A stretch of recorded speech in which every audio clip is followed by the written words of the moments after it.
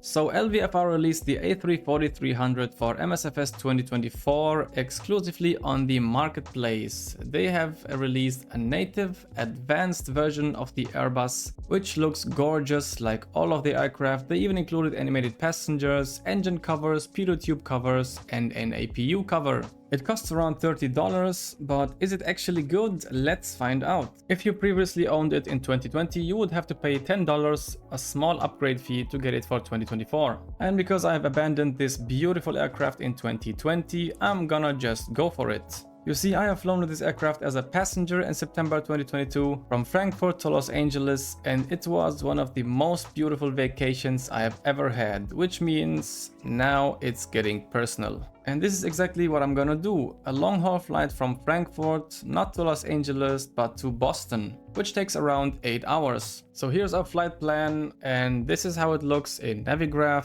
And this is the gate we are going to start from, Alpha 66. LVFR even included 36 different liveries. By the way, I'm on the Sim Update 3 beta, so let's just say bugs are to be expected. And there she is, the mighty A340. The first thing you will notice is how beautifully modeled this is. Nothing new from LVFR, they always do good work regarding modeling, and that you cannot remove the engine covers. But the static ports covers and the pitot tube covers can be removed. The chucks cannot be removed either directly, but it looks really gorgeous. And of course, the first thing we are going to do is turning on the batteries and the external power, line the ADIRSs, and turn on the seat belts and no smoking signs. After that, the APU as well, and as you can see, you can turn on the APU although the covers are still on. Okay, then let's go ahead and sync the flight plan, which sends it to the MCDU. Yes, there is a SimBrief and Navigraph integration. Of course, for the charts you need a subscription. Then sync the payload and the fuel. There are also announcements in 6 different languages. Alright, then let's go down to the MCDU, write down the boost profile and the 0 fuel weight in the init page. Problem here is you cannot just type the select key. The 0 fuel weight is to be found. The problem is the CG, there is no chance you are getting this. So you need to give your best educated guess how much it is actually, because you're not getting a load sheet or something. On the init page again, the wind page is not active, which is fine, I guess. But I noticed a problem with the fuel. As you can see, we have around 55 tons of fuel on the fuel init page. But if you take a look at the upper ECAM, it's around 61 tons, which is a huge difference if you ask me. Now let's plan the departure and arrival. As you can see, 25 left is pre-selected and there is a discontinuity, which is fine. But if you take a closer look, the SID is already pre-selected, but not on the main flight plan page. So you have to explicitly do it again. Same goes for the arrival. We have the arrival of 22 left and a transition, which should be AJJA. But it is selected as a via, and if you try to select a via, there is actually no way to do that. Small issue, no problem. Let's go to the performance page, and the first thing I noticed is the V speeds are pre-selected, a wrong transition altitude is selected, and a flex takeoff temperature is also pre-selected. I don't know what these are based on, but if you take a look at the performance page in the EFB and do the performance, you will get completely different numbers. To be fair, I selected flaps 2 in the EFB, which makes your V speeds a little bit less. There is also no way to remove the flex takeoff temperature. The terrain radar looks a little bit terrible, and there is no way to turn down the brightness. The jetway connection is a little bit questionable, but it could be an airport issue. But at least at this stage we could remove the engine covers, which also removes the APU cover. And if you try to get the latest weather for your airport, well, it's not working, at least not on this page. You can still get it from the performance page, but I wouldn't trust these numbers as it was clearly wrong. Another thing that I noticed on the performance page is you can select the airport, but you cannot select a runway. And another thing on the overhead panel, you are on the APU, you are connected to the GPU and want to turn off the external power, but as soon as you do that, your APU turns off. Even if you disconnect the GPU in the EFB, there are still those available lights on the overhead panel. So what about the animated passengers? Well, I requested to start the boarding, which should get the jetway connected and the passengers boarding the airplane. But as you can see, no animated passengers. But to be completely fair, I think this is only working in career mode. So all these issues were really small things, which do not prevent you from doing a full flight. Now let's get to the serious stuff. For example, let's start with the throttle calibration. I remember getting this done correctly in 2020, but for some reason in this aircraft in 2024, this was just not possible. Whatever number I typed in, it was always doing the same thing. I had to put my thrustmaster levers between flex and toga in a specific point with a really small dead zone to get it actually to climb in the aircraft. Remember that.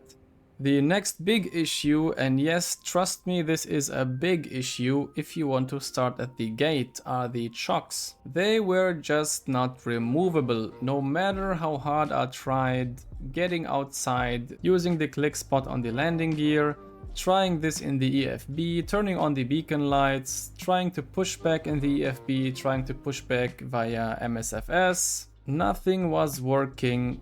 These things were using a glue which could be used in a real advertisement. Maybe if we started the engines, this issue could be resolved, but it wasn't the case. Alright, engines are starting, still, chocks are connected. I had one last try and that was to use the slew mode. But instead of using the slew mode, I accidentally pressed the drone camera button, and this is what happened. This is of course not related to the aircraft, but to the Sim Update 3. No problem at all, let's slew ourselves back to the taxiway. And as you can see, the engines are running, but the chocks are still attached. Which means we unfortunately have to cancel the flight. But wait, I still have an ace up my sleeve, and that is just start on the runway. But before doing that, I had to uninstall Sim Update 3, especially because I want to use the drone during the flight. So no sooner said than done, here we are starting at the runway, no chocks are attached, which means we can finally take off. I had to go through the flight preparation again, but if you do that 1,000 times, this is done really quick. And now the final flight control check before we face any surprises. By the way, this whole procedure from gate to runway took me around 2 hours. So dear passengers, without further ado, let's just take off.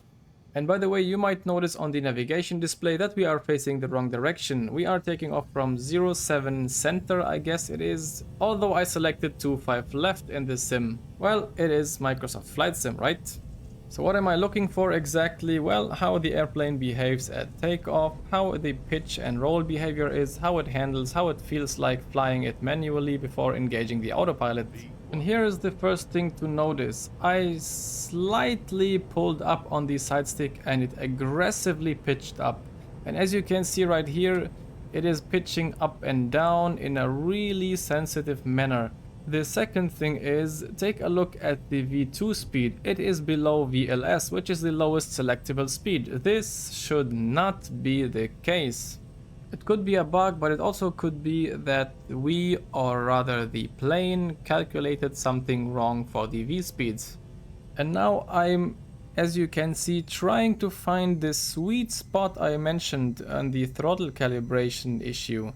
I'm trying to find the sweet spot to put the hardware levers to climb, but it's somehow really hard to get it in the right position. And did you see how the FMA turned from runway heading to nav, although there is no intercept? I think this is wrong.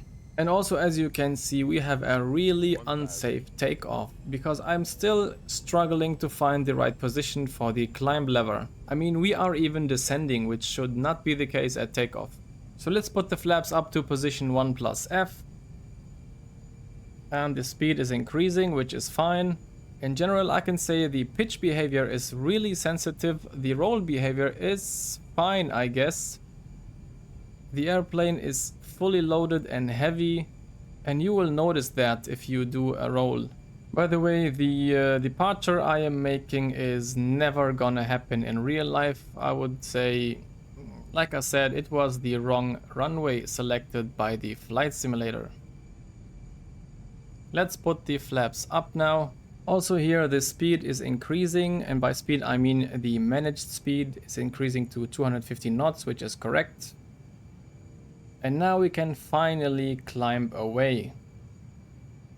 So here, as you can see, rolling to the right, it feels really heavy and I would say natural for an Airbus with a fly-by-wire system. Now let's do a direct to Delta Foxtrot 136. And it works. But the aircraft, I don't know why, is pitching down the nose slightly, and if I want to try to catch up with the flight director, it aggressively pitches up again. Now that we are climbing safely, let's clean config the aircraft, turning off the runway turn off lights and the nose lights. But from this position, if you look up and try to reach that click spot, instead of turning off the lights, as you can see, you would put down the sunshades. And here again, as you can see, pitching down and up very aggressively. So let's actually turn on the autopilot because I think this fly-by-wire system is very unreliable. Okay, now let's really get the clean configuration, turn off the lights and disarm the speed brakes. And of course I forgot the chrono, but what I like and what I noticed is at the performance page, when you are in the climb phase, you can actually take a look at the takeoff phase, which is not always the case in some aircraft. And here, as you can see, 5,000 feet is the transition altitude. We are at almost 6,000 feet, or flight level 060 to be correct, but the QNH on the PFD is not flashing. So let's climb further. There are some things I want to try out. You know, things like step climbs. We have one step climb in our flight plan. Maybe the fix info page, holdings and stuff like that. So let's start with step climbs. We have a step climb at the waypoint called Dogal. I think it was to flight level 380. We are supposed to start initially at flight level 360, then climb to flight level 380 at Dogal. Now, as far as I remember, step climbs are supposed to be in the cruise page, but as you can see, there is nothing there. Now we can work around this by creating a new entry in the fix info page with a radius of 80 nautical miles for Dogal, for example. Unfortunately, the fix info page is not implemented, which means we need to memorize when we are going to reach Dogal. And additionally, we could also monitor the progress page to see when we actually reach an optimum flight level of 380.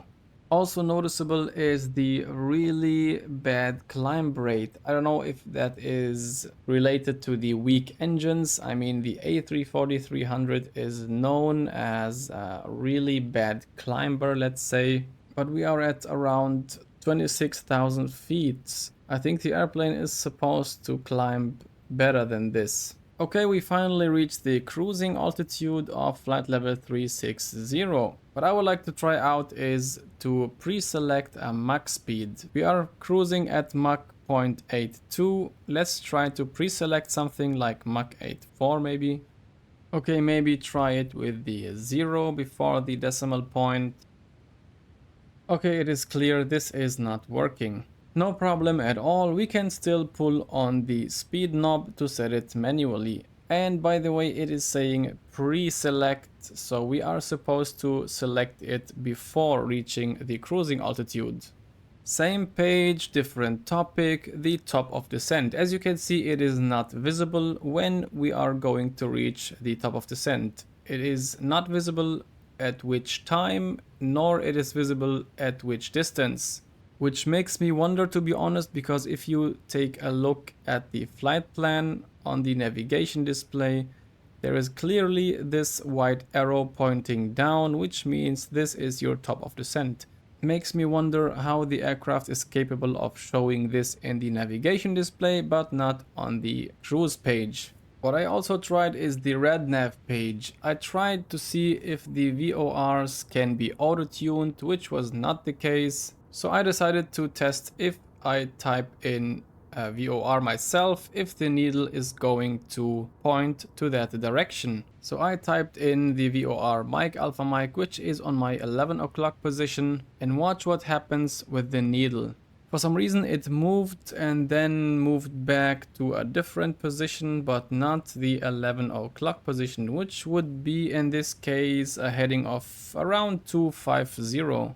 The same happened with the VOR number 2, And additionally, on the navigation display, the needles are also pointing to the wrong direction. But at least we have a working weather radar. So we are almost 1 hour into the flight, and as you can see, we are almost at the United Kingdom. And at this point I was thinking, should I divert to London Heathrow? I mean, I tried out most of the things I wanted to, but I continued anyway. So let's skip 4 hours of unrealistic and most importantly unpaid virtual flight time. In the meantime, you can enjoy some MSFS 2024 visuals.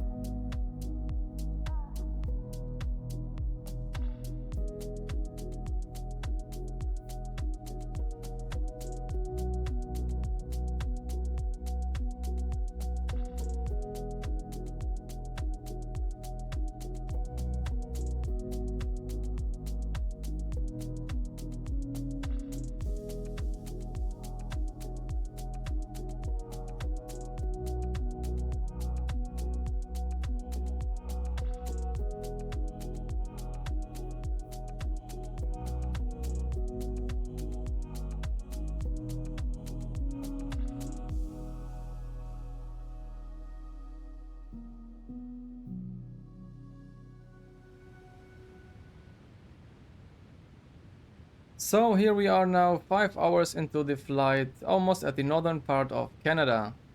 And another hour later I discovered some strange things in the displays, like this STD for example, which is right aligned instead of centered. And also the Mach speed, as you can see between the 0 and the 85, the decimal point, there is a little bit more space than it used to be. The same goes for the FPA, by the way. But what is more worrying is the autopilot behavior. If you are on heading and want to change to track, you will suddenly lose the nav mode. You will be on track mode and vice versa. For example, if you are in track mode and change to heading, then push the heading knob to engage the nav mode again, you are still in vertical speed mode. And now if you want to go back to managed altitude by pushing the altitude knob, watch what happens. The airplane suddenly gets to thrust idle and descend mode. A couple of seconds later, you are in Mach and altitude cruise mode again. What I learned from this is never try something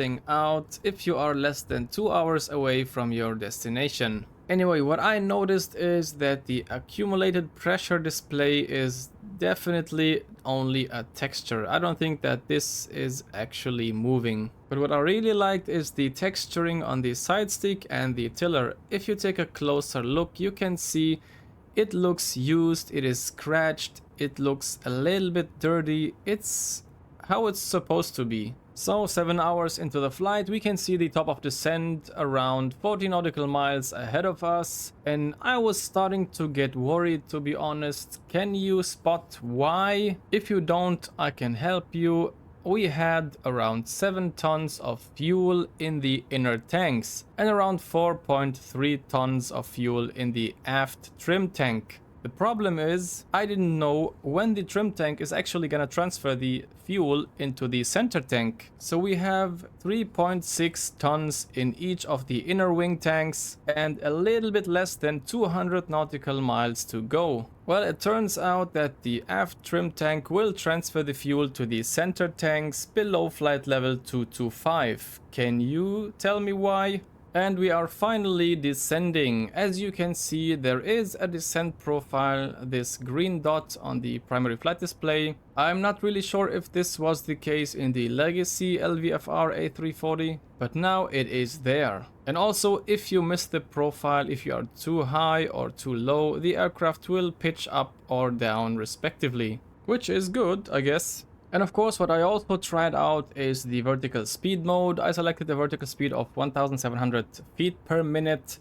Problem was, on the navigation display, you didn't have an indication where you are actually gonna be if you are descending in this descent rate. Not a huge problem, but if you are flying on VATSIM and the controller tells you please be at flight level this and that, at this and that waypoint, well, you would have to guess. And also here we are below the transition altitude in the United States, which is 8,000 feet, and the STD QNH indicator is not flashing.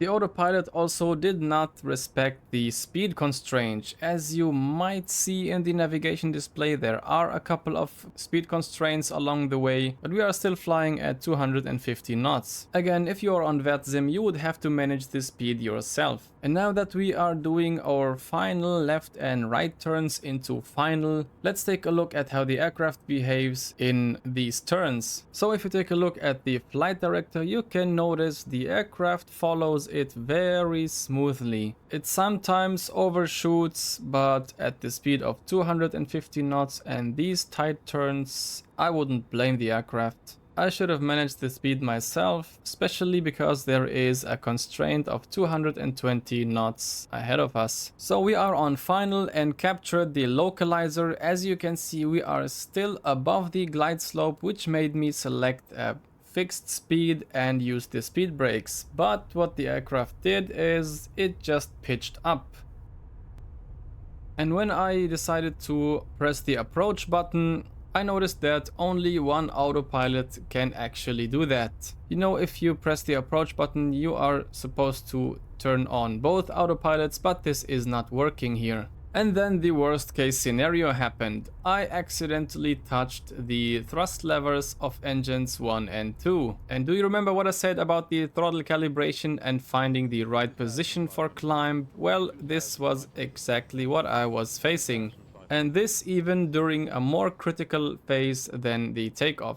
So what's the first thing that comes to your mind if this happens? Well, deactivate the auto thrust and just take over the controls. Problem is, this was just not possible. There was no way to deactivate the auto thrust. I pressed the auto thrust disconnect button on my thrust levers a couple of times like crazy, but it didn't work. The only thing that worked was just put the thrust back to idle and then take over. So at this point I am flying manually, the auto thrust is still activated, and you can notice how the airplane pitches up and down very aggressively like we saw in the takeoff. The roll is fine, but the pitch is really aggressive. And it gets even worse if we are 30 feet above ground when the flare mode is activated.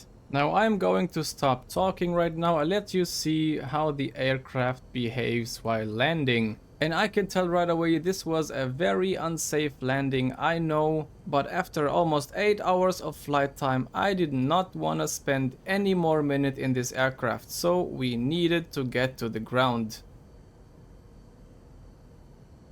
100 above, 400.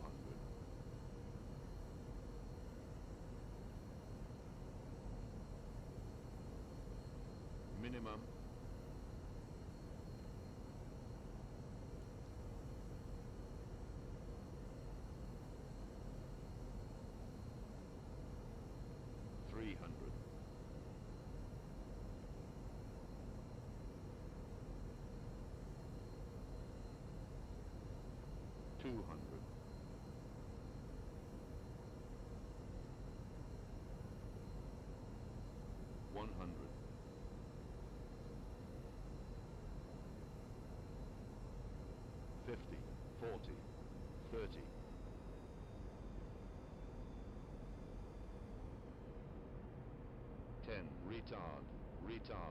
Retard.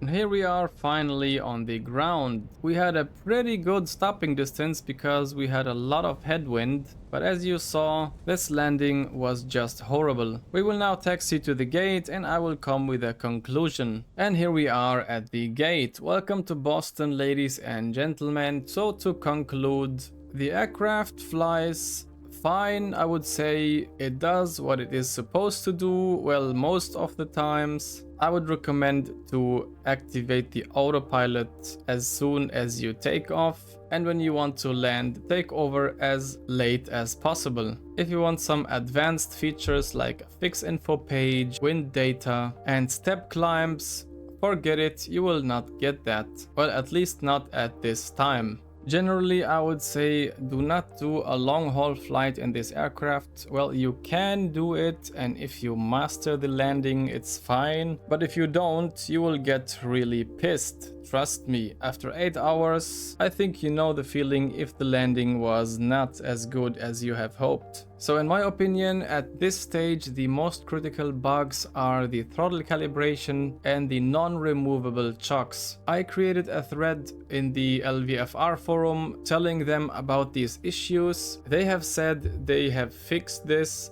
and the fix should be rolled out on Monday, which is by the time of the recording in 2 days. Let's see and hope that it works. About the visuals, well, I think if you don't know LVFR, they deliver really good 3D modeling, that's for sure. About the avionics and the technical systems, well, they have improved it definitely, but there are still some bugs here and there. And now about the price. If you didn't own this aircraft in 2020, you would have to pay around 30 euros or dollars, I guess. At this stage, I wouldn't buy it for $30. I had it in 2020, so I had to pay around $10, which is fine, I would say. So thank you very much for being part of this review. I hope you liked it.